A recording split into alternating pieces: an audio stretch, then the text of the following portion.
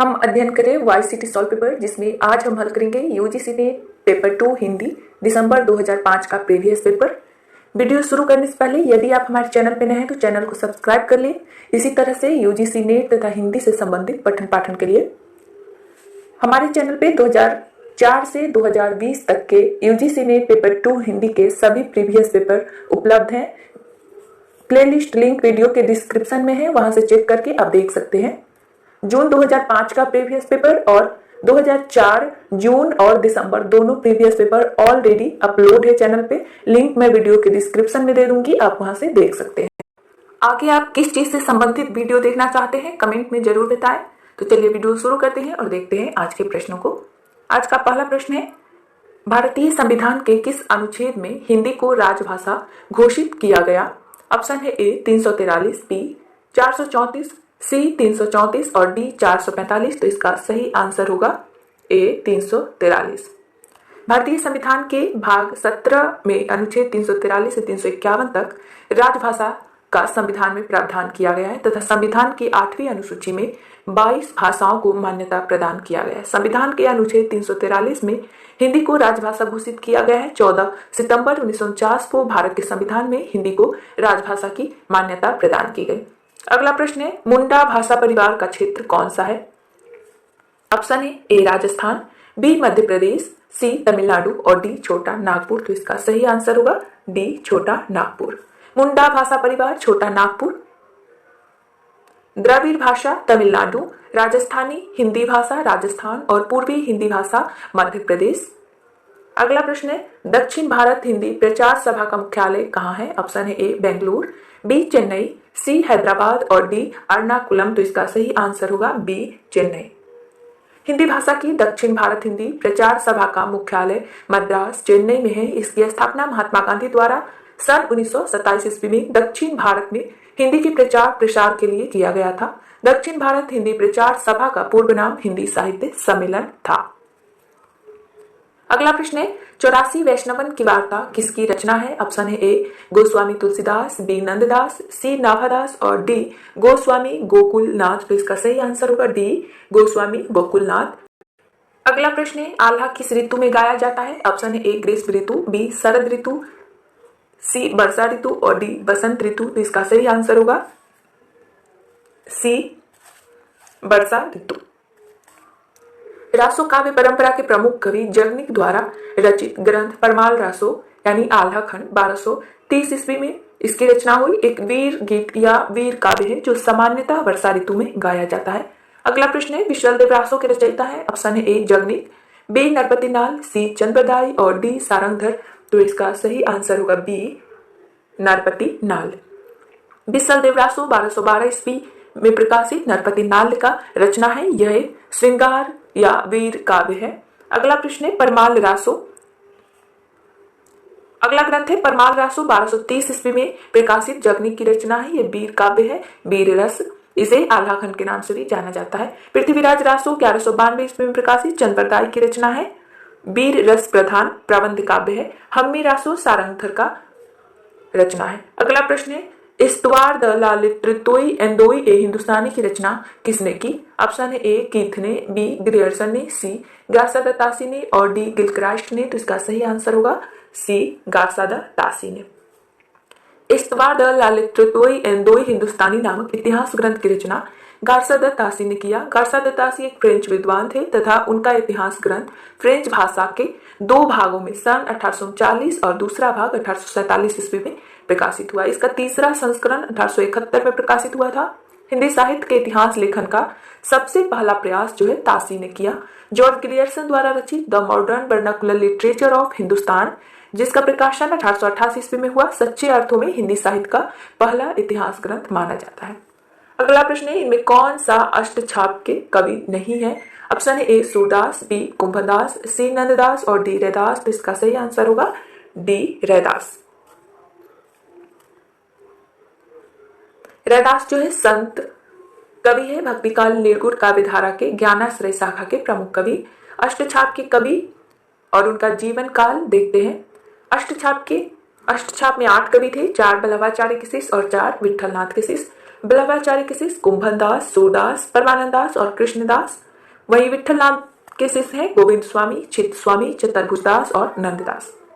अगला प्रश्न है अनुराग बांसुरी किसकी रचना है? ऑप्शन है ए रहीम, बी रस खान, सी नूर मोहम्मद और डी चित्त स्वामी। तो इसका सही आंसर होगा सी नूर मोहम्मद। इंद्रावती 1744 में प्रकाशित और अनुराग बांसुरी 1764 में प्रकाशित नूर मोहम्मद की रचना है।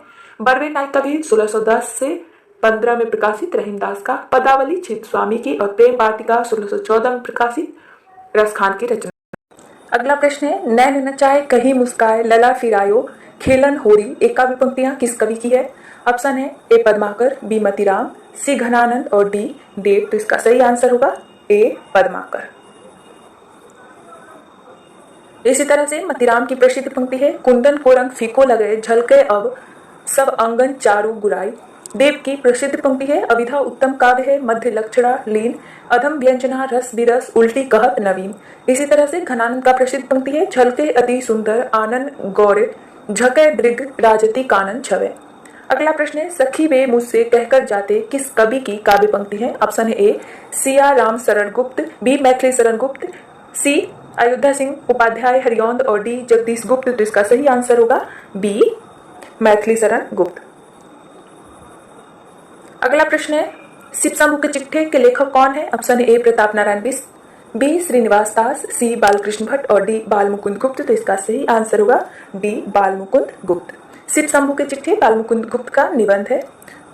धूरे का लत्ता बीने प्रताप नारायण मिश्र का और संसार महानाट्यशाला बालकृष्ण भट्ट का निबंध है। अगला प्रश्न है नया ज्ञानोदय पत्रिका के संपादक कौन है? ऑप्शन है ए मृणाल पांडे, बी रविंद्र कालिया, सी प्रभाकर श्रोत्रेय और डी ज्ञानरंजन। तो इसका सही आंसर होगा बी रविंद्र कालिया।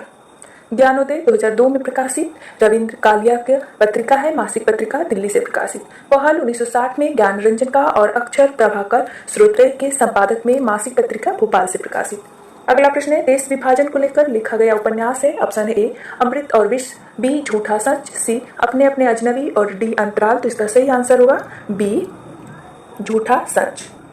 झूठा सच प्रथम भाग 1958 में और द्वितीय भाग 1960 में प्रकाशित यशपाल का उपन्यास है जिसका विषय वस्तु है राष्ट्र विभाजन एवं त्रासदी का चित्रण, स्वतंत्रता पश्चात देश की यथार्थ स्थिति। अमृत और विष 1966 में प्रकाशित अमृतलाल नागर का उपन्यास है जिसके विषय वस्तु है भारतीय गणतंत्र के 15 वर्षों का राजनैतिक एवं सामाजिक चित्रण।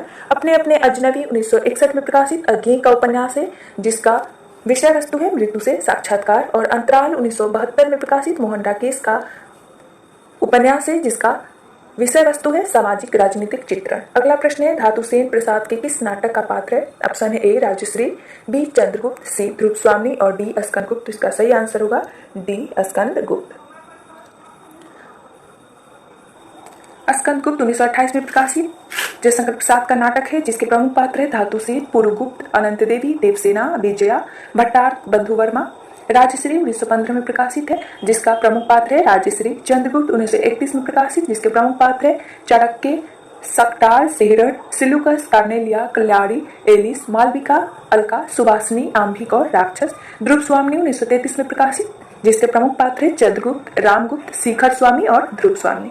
अगला प्रश्न है निम्नलिखित रचनाओं में कौन सा यात्रा वृत्त है? ऑप्शन है ए चीरों पर चांदनी, बी भूले बिसरे चित्र, सी अपनी खबर और डी पथ के साथी। तो इसका सही आंसर होगा ए चीरों पर चांदनी। चीरों पर चांदनी 1964 में प्रकाशित निर्मल वर्मा का यात्रा वृत्त है। अपनी खबर 1960 में प्रकाशित पांडेबेचन शर्मा उग्र का आत्मकथा। पथ के साथी 1956 में प्रकाशित महादेवी वर्मा का संस्मरण है और भूले बिसरे चित्र 1959 में प्रकाशित भगवती चरण वर्मा का उपन्यास है। अगला प्रश्न है अपभ्रंश शब्द का प्रयोग सर्वप्रथम किसने किया? ऑप्शन है ए भरत मुनि, बी पतंजलि, सी राजशेखर और डी भामह। इसका सही आंसर होगा डी भामह। अपभ्रंश शब्द का सर्वप्रथम प्रयोग भामह ने किया था। स्वयंभू को अपभ्रंश का वाल्मीकि और पुष्यदंत को अपभ्रंश का व्यास कहा जाता है। अगला प्रश्न है व्यंजना शक्ति का कार्य क्या है? ऑप्शन है ए मूल्य अर्थ को व्यक्त करना, बी प्रयोजन को व्यक्त करना, सी मुख्यार्थ की व्याख्या करना और डी मुख्यार्थ में छिपे अकथित अर्थ को व्यक्त करना। तो इसका सही आंसर होगा डी मुख्यार्थ में छिपे अकथित अर्थ को व्यक्त करना। अगला प्रश्न है विखंडनवाद के प्रवर्तक कौन है? ऑप्शन है ए जॉक देरिडा, बी लेविस, सी फुकुयामा और सी ग्रामसी। तो इसका सही आंसर होगा ए जॉक देरिडा। विखंडनवाद या विखंडन का सिद्धांत के प्रवर्तक जॉक देरिडा है। फ्रैंक रेमिंड लेविस नई आलोचना से संबंधित प्रमुख आलोचक है और ग्रामसी मार्क्सवादी आलोचक के प्रमुख समीक्षक है। अगला प्रश्न है, काव्य में निर्वैयक्तिकतावाद के सिद्धांत की स्थापना किसने की? ऑप्शन है ए कॉलरिज, बी मैथ्यू आर्नल्ड, सी टी.एस. एलियट और डी आई रिचर्ड्स। तो इसका सही आंसर होगा सी टी.एस. एलियट। निर्वैयक्तिकता का सिद्धांत, वस्तुनिष्ठ समीकरण का सिद्धांत, संवेदनशीलता और असहचारी का सिद्धांत, व्यक्ति प्रज्ञा यानी वैयक्तिक बुद्धि एवं परंपरा की परिकल्पना का सिद्धांत, ये सभी सिद्धांत के प्रवर्तक जो है टी.एस. एलियट है। संप्रेषण एवं मूल्य सिद्धांत और रागात्मक भाषा का सिद्धांत आई रिचर्ड्स इसके प्रवर्तक है। नवे अभिजात्यवाद का सिद्धांत के प्रवर्तक मैथ्यू आर्नल्ड और कल्पना का सिद्धांत के प्रवर्तक कॉलरिज है। अगला प्रश्न है, कालक्रम की दृष्टि से सही अनुक्रम क्या है? तो इसका सही अनुक्रम होगा सी। बंगदूत 1829 में प्रकाशित राजा राम मोहन राय का साप्ताहिक पत्रिका कलकत्ता से प्रकाशित, हिंदी प्रदीप 1877 में प्रकाशित, बालकृष्ण भट्ट का मासिक पत्रिका प्रयाग से प्रकाशित, ब्राह्मण 1883 में प्रताप नारायण मिश्र का मासिक पत्रिका कानपुर से प्रकाशित और हंस 1930 में प्रेमचंद द्वारा मासिक पत्रिका बनारस से प्रकाशित। अगला प्रश्न है, निम्नलिखित उपन्यासों का कालक्रम अनुसार सही अनुक्रम क्या है? तो इसका सही अनुक्रम होगा डी। परीक्षा गुरु 1882 में श्रीनिवास दास का उपन्यास है, कंकाल 1929 जयशंकर प्रसाद, शेखर एक जीवनी 1941 अज्ञे और सूरज का सातवां घोड़ा 1952 धर्मवीर भारती। आचार्य रामचंद्र शुक्ल ने लाला श्रीनिवास दास कृत परीक्षा गुरु को अंग्रेजी के ढंग का हिंदी का पहला मौलिक उपन्यास मानते हैं। अगला प्रश्न है, हिंदी साहित्य के इतिहास लेखकों का काल क्रमानुसार सही क्रम क्या है? तो इसका सही क्रम होगा डी। गारसा दत्तासी 1883 में शिव सिंह शेंगर का है, शिव सिंह सरोज। गारसा दत्तासी का इस्तवार द ललितोई इंदोई हिंदुस्तानी प्रथम भाग 1839 में, द्वितीय भाग 1847 और इसका तृतीय भाग 1871 में। मिश्र बंधु विनोद 1913 ईस्वी मिश्र बंधु का और हिंदी साहित्य का इतिहास 1929 में आचार्य रामचंद्र शुक्ल का। अगला प्रश्न है, कालक्रम की दृष्टि से निम्नलिखित नाटकों का सही अनुक्रम क्या है? तो इसका सही अनुक्रम होगा ए।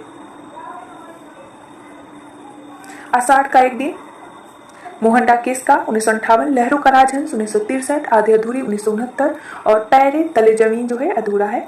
अगला प्रश्न है, कालक्रम की दृष्टि से निम्नलिखित कहानियों का सही अनुक्रम क्या है? तो इसका सही अनुक्रम होगा बी। बुद्धू का कांटा 1915 ईस्वी चंद्रधर शर्मा गुलेरी, पूस की रात 1930 प्रेमचंद, पत्नी जैनेन्द्र का और परिंदे निर्मल वर्मा का। अगला प्रश्न है, कालक्रम की दृष्टि से निम्नलिखित आत्मकथाओं का सही अनुक्रम। तो इसका सही अनुक्रम यहाँ पर जो है आंसर ए दिया है, लेकिन इसका सही आंसर ए नहीं होगा, डी होगा।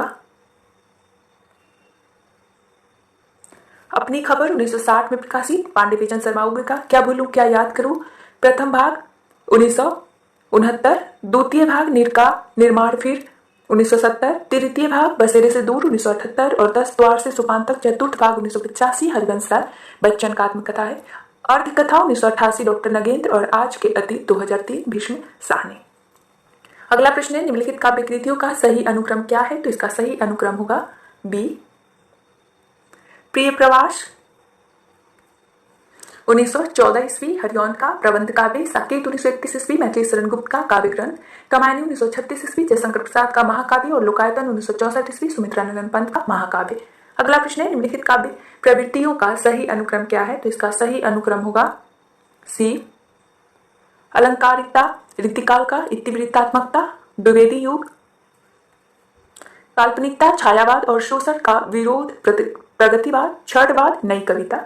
अगला प्रश्न है, आलोचना पत्रिका के संपादकों का सही अनुक्रम क्या है? तो इसका सही अनुक्रम होगा बी। सबसे पहले नंद दुलारे वाजपेयी, उसके बाद सिद्धांत सिंह चौहान, धर्मवीर भारती, फिर रघुवंश, फिर ब्रजेश्वर वर्मा, विजय देवनारायण शाही, उसके बाद नामवर सिंह और वर्तमान में अरुण कमल। आलोचना त्रैमासिक पत्रिका है, दिल्ली से प्रकाशित। अगला प्रश्न है, इनमें से कौन सा अनुक्रम संगत है? तो इसका सही क्रम होगा ए। जयशंकर प्रसाद, स्कंदगुप्त, धातुसेन और प्रसादान। अगला प्रश्न है, कौन सा युग्म संगत है? तो इसका सही आंसर होगा डी। वैराग्य संदीपनी जो है तुलसीदास की रचना है। साहित्य लहरी सूरदास का, लोकायतन सुमित्रानंदन पंत का, एक कंठ विस्पाई दुष्यंत कुमार का और वैराग्य संदीपनी तुलसीदास का, पद्माभरण पद्माकर का, भस्मांकुर नागार्जुन का, अनामिका निराला का। अगला प्रश्न है, इन सिद्धांतों को उनके आचार्यों के साथ सुमेलित कीजिए। तो इसका सही मेल होगा उत्पत्तिवाद भट्टलुल्लट, अनुमितिवाद समकुक, अभिव्यक्तिवाद भट्टनायक और अभिव्यक्तिवाद जो है अभिनवगुप्त होगा और भुक्तिवाद भट्टनायक। अगला प्रश्न है, इन रचनाओं को उनके रचयिताओं के साथ सुमेलित कीजिए। तो इसका सही मेल होगा खुमान रासो दलपत विजय, परमाल रासो जगनिक, बिस्सल देव रासो नरपति नाल, पृथ्वीराज रासो चंद्रदाई। अगला प्रश्न है, सुमेलित कीजिए। इसका सही मेल होगा राजश्री जयशंकर प्रसाद का नाटक है, यम गाथा दूधनाथ सिंह का नाटक, राम की लड़ाई लक्ष्मी नारायण लाल और साच कहूं तो प्रभाकर श्रोत्रेयी। अगला प्रश्न है, सुमेलित कीजिए। इसका सही मेल होगा बसो मोरे नैनन में नंदलाल, मीरा बाई की पंक्ति है, प्रभु जी मोरे अवगुण चित्त न धरो, ये जो है सूरदास का, अवलय नसानी अवना नसै है तुलसीदास, अव्वल अल्लाह नूर उपाया कुदरत के सब बंदे, ये जो है कबीरदास का। अगला प्रश्न है, सुमेलित कीजिए। तो इसका सही मेल होगा स्वर ध्वनियां जो है अ अं अ ए ओ, तालव्य ध्वनियां चवर्ग, अल्पप्राण क त प ट और महाप्राण ख थ फ भ। अगला प्रश्न है, सुमेलित कीजिए। इसका सही मेल होगा क्रोचे अभिव्यंजनावाद, आई रिचर्ड्स संप्रेषण का सिद्धांत, कॉलरिज कल्पनावाद और निर्वैयक्तिकता का सिद्धांत इलियट। अगला प्रश्न है, इनमें कौन सा उद्धरण रचना और रचनाकार के संबंध के संगत है। तो इसका सही मेल होगा संत हृदय नवनीत समाना, ये जो है तुलसीदास का है, काहिरी नलिनी तो कुमलानी कबीर, अमी हलालल मत भरे रसलील और मेरी भव बाधा हरो बिहारी। अगला प्रश्न है, इन बोलियों को उनके बोली क्षेत्रों से सुमेलित कीजिए। तो इसका सही मेल होगा ब्रज भाषा अलीगढ़, भोजपुरी छपरा, मैथिली दरभंगा, अवधी सुल्तानपुर। अगला प्रश्न है, इन आचार्यों को उनकी कृतियों के साथ सुमेलित कीजिए। तो इसका सही मेल होगा कवि कुल कल्पद्रुम जो है चिंतामणि, मतिराम का ललित ललाम, केशव नक्सिक वर्णन और भिखारी दास का काव्य निर्णय। अगला प्रश्न है 41 से 45 नंबर प्रश्न गद्यांश पर आधारित है। तो हम पहले गद्यांश को देखते हैं, फिर प्रश्नों को देखेंगे।